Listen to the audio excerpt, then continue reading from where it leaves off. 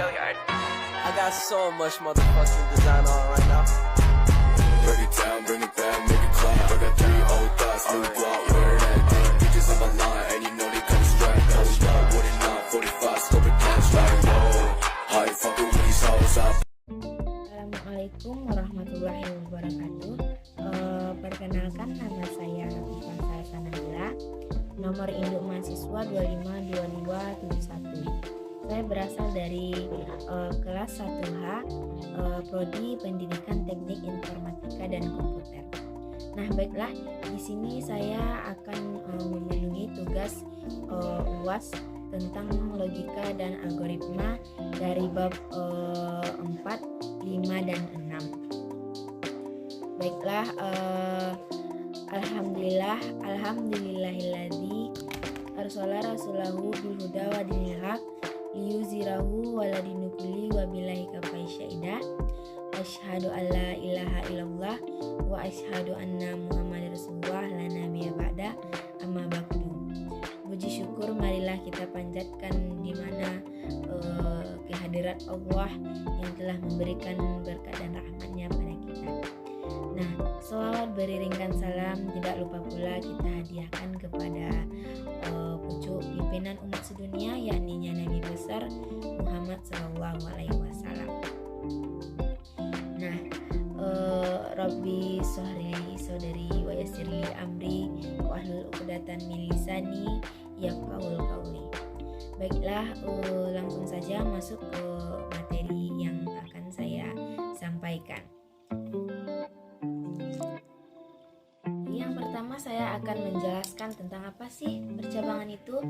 Percabangan ini merupakan salah satu struktur kontrol untuk mengatur jalannya program, karena beberapa kasus tidak dapat dipecahkan secara sekuensial, di mana percabangan ini digunakan untuk melakukan seleksi terhadap nilai.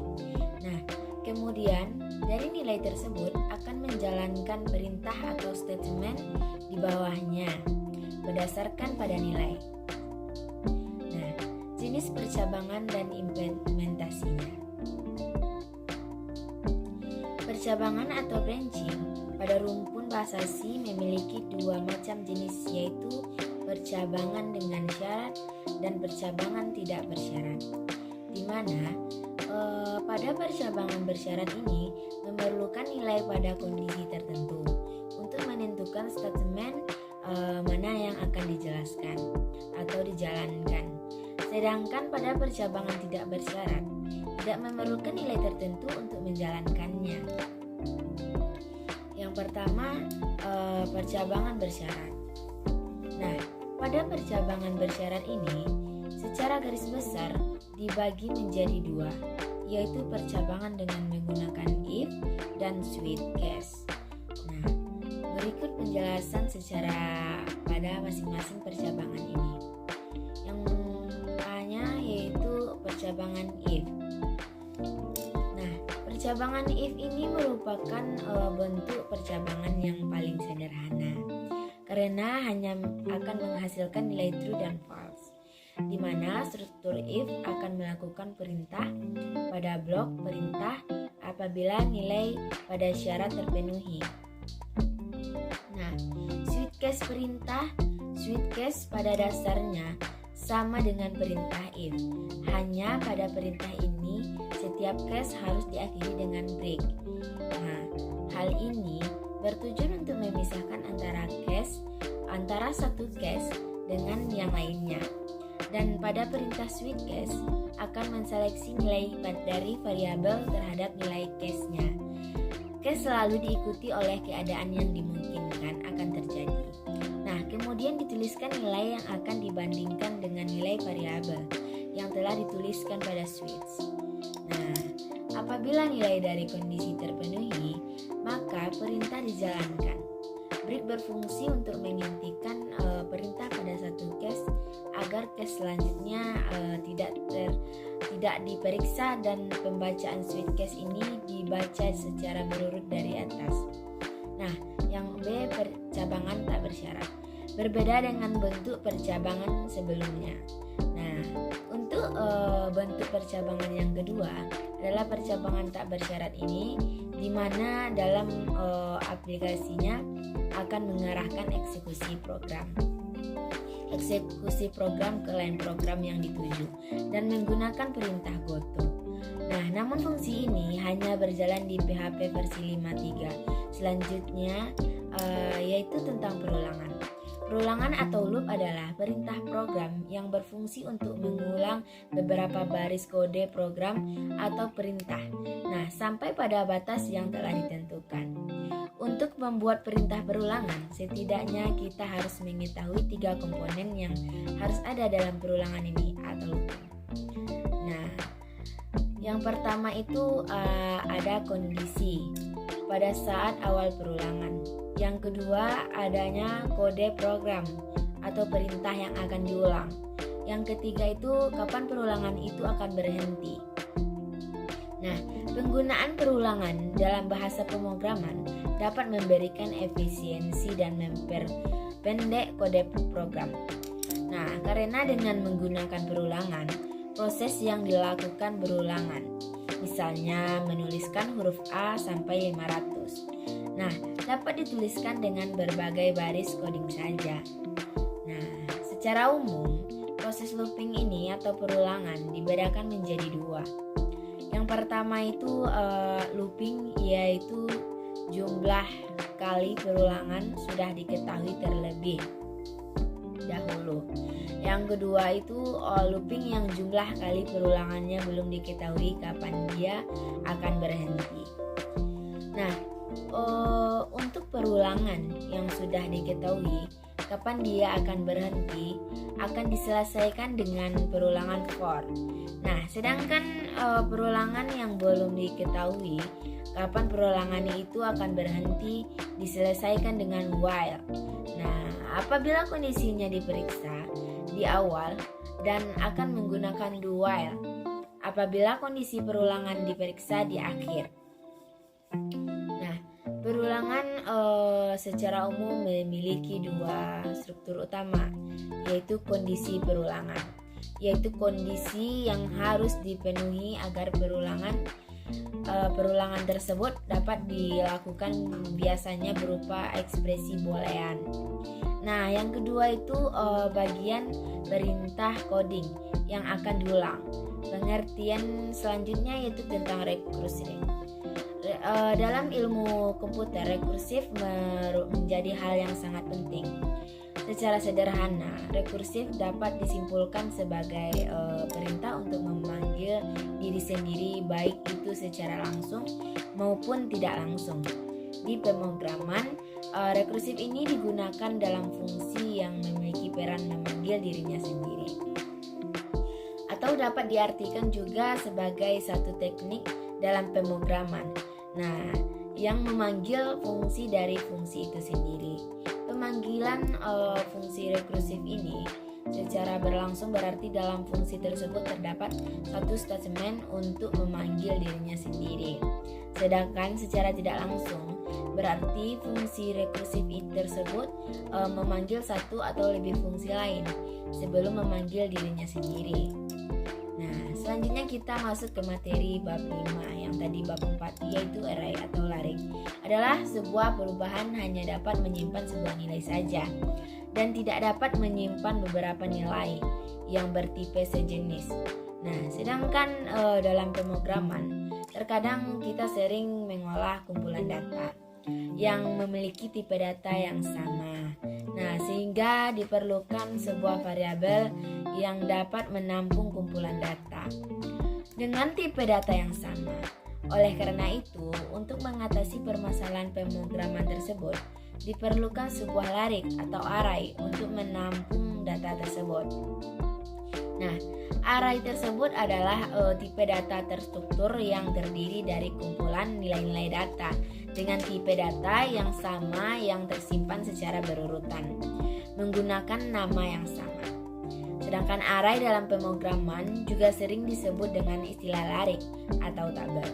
Nah, teman-teman, pada kehidupan sehari-hari, array dapat kita analogikan sebagai halnya sebuah lemari yang memiliki beberapa rak. Nah, yang mana masing-masing rak memiliki nomor rak yang dapat disebut dengan indeks, yaitu yang kedua itu subscript. Sebuah indeks atau subscript pada array yaitu berupa bilangan di dalam kurung siku yang dimulai dari angka. Dalam array terdapat bagian-bagian yang menyusun array yang disebut sebagai elemen. Elemen array atau isi yang mana masing-masing elemen memiliki indeks array. Nah, yang dapat diakses tersendiri. Dengan menggunakan array ini, kita dapat menyimpan data dalam jumlah yang banyak pada sebuah variabel. Nah, penggunaan array dalam pemrograman digunakan ketika memiliki sejumlah data dengan tipe yang sama yang memerlukan penyimpanan sementara. Nah, sebelum data tersebut diproses, dengan penggunaan array ini kita dapat menghindari penggunaan variabel yang terlalu banyak. Adapun array berdasarkan dimensinya. Nah, berdasarkan dimensinya terbagi menjadi dua, yaitu array berdimensi 1 dan array berdimensi 2, yaitu multidimensi. Array dimensi 1. Nah, di mana array satu dimensi merupakan sebuah variabel yang menyimpan kumpulan-kumpulan elemen yang memiliki tipe data yang sama dan hanya memiliki satu indeks.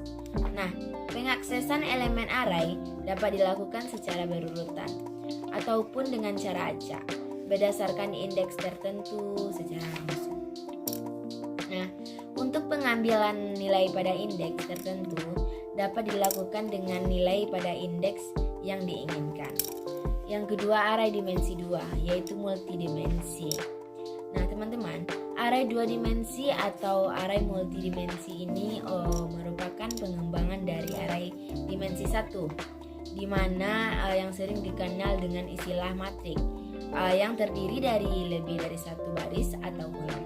Jika pada array satu dimensi hanya terdiri dari sebuah baris dengan beberapa kolom elemen, maka pada array 2 dimensi ini terdiri dari beberapa baris dan beberapa kolom elemen yang bertipe sama.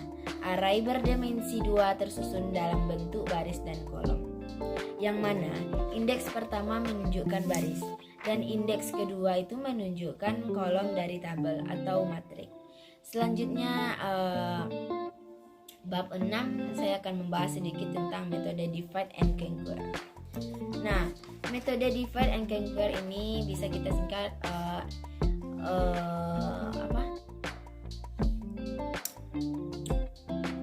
teman-teman, kesimpulannya itu tentang percabangan.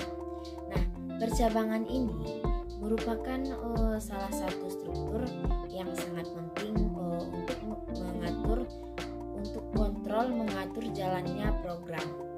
Nah, karena beberapa kasus tidak dapat dipecahkan secara sekuensial.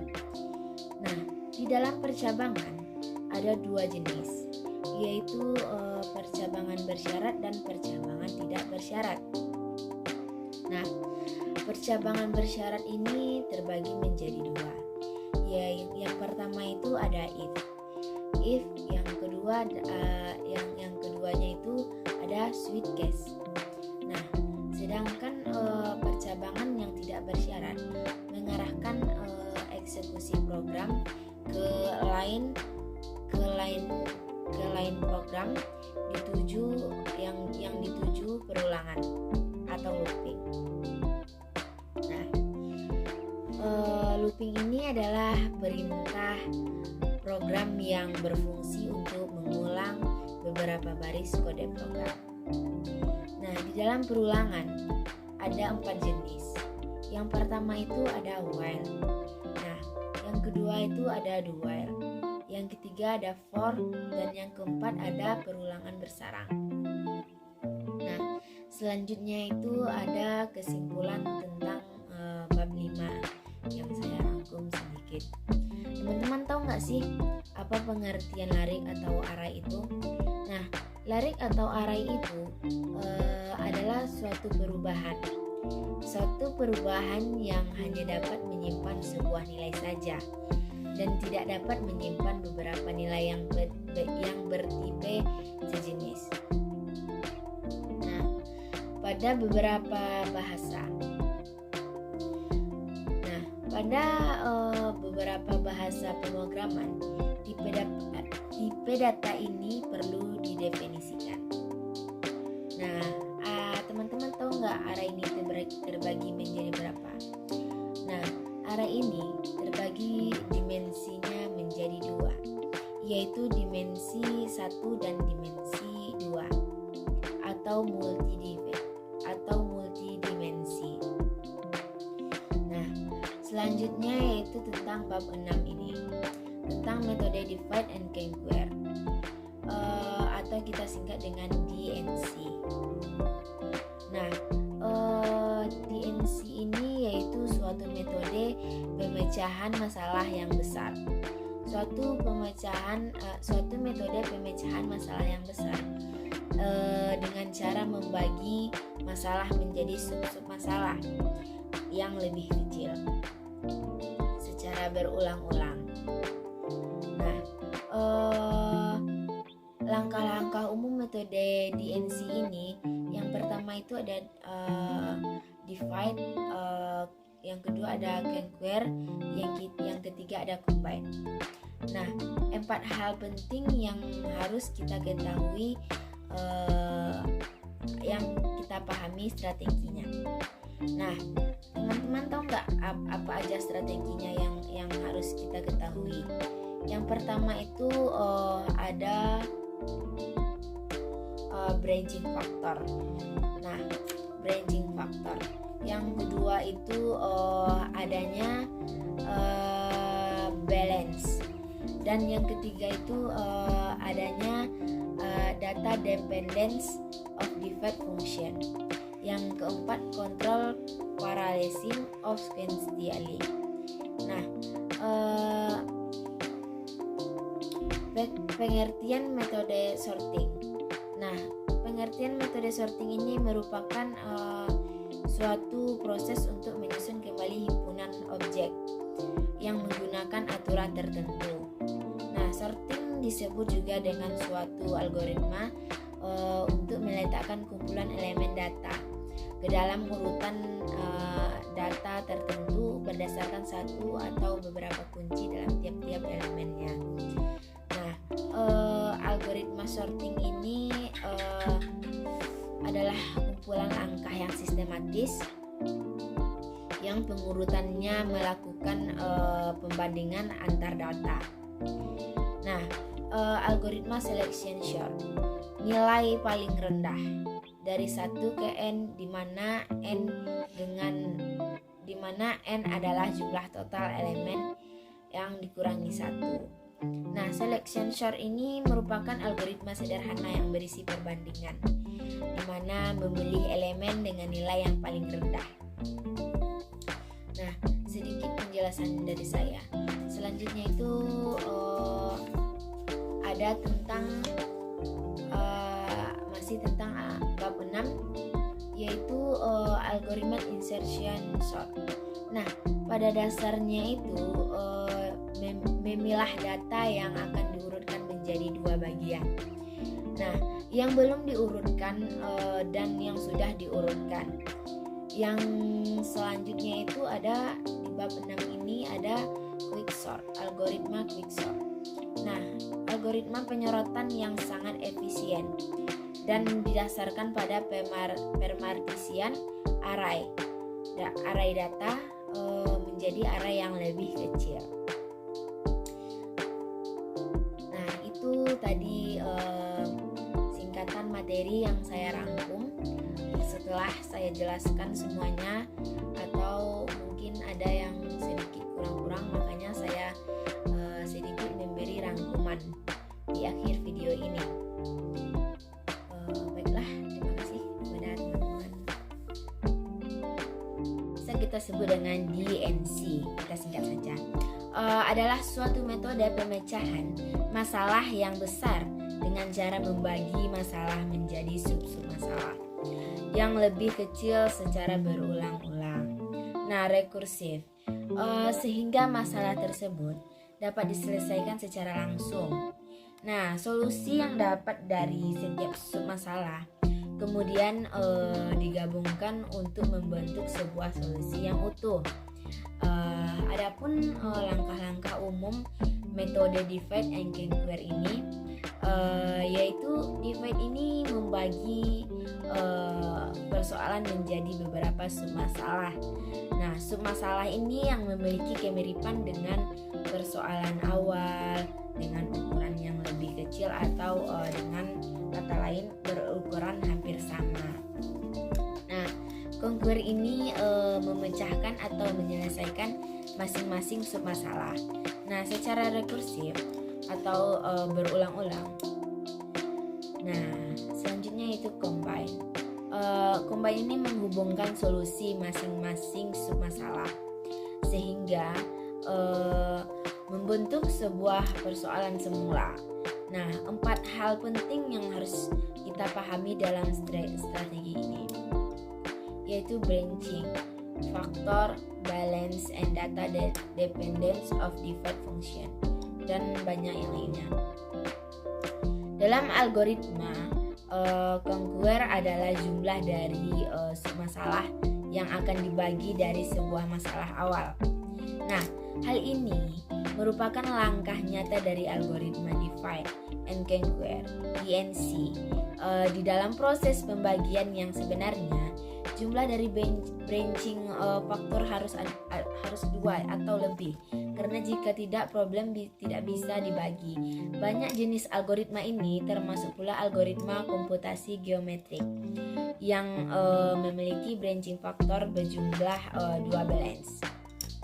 Nah, sebuah algoritma divide and conquer ini bisa dikatakan balance atau seimbang jika masalah awal dibagi menjadi sub-sub masalah dengan ukuran yang sama.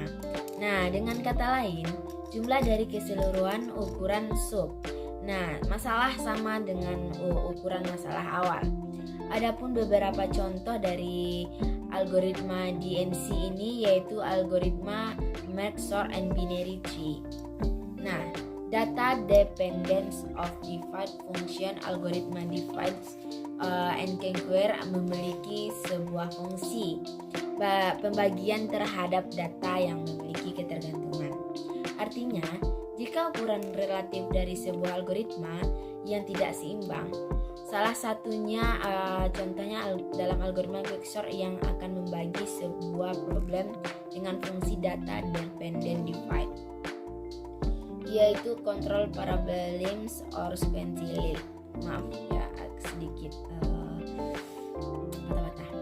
Nah, jika subproblem dieksekusi sesuai dengan perintah program, paralelisasi dari algoritma divide and conquer ini yang terurut pertama kali didefinisikan oleh Mouse Division Mouse 90 yang terjadi ketika hasil dari salah satu subeksekusi diperlukan oleh subeksekusi yang lain. Nah, dalam kasus ini hasil dari subtray pertama diberikan passing kepada proses komputasi subtray kedua supaya hasil akhir tersebut bisa digunakan sebagai nilai awalnya. Tetapi sekarang ini tidak dapat dijadikan ilustrasi lagi karena teknologi komputer paralel yang semakin canggih. Nah, terima kasih kepada teman-teman yang telah melihat video reviewan dari saya. Sekian dari saya. Jikalau ada kesalahan kata atau terlalu cepat penjelasannya, tolong dimaafkan karena sesungguhnya manusia itu saling memaafkan walaupun banyak salahnya. Saya akhiri dengan wabillahi taufiq wal hidayah. Wassalamualaikum warahmatullahi wabarakatuh.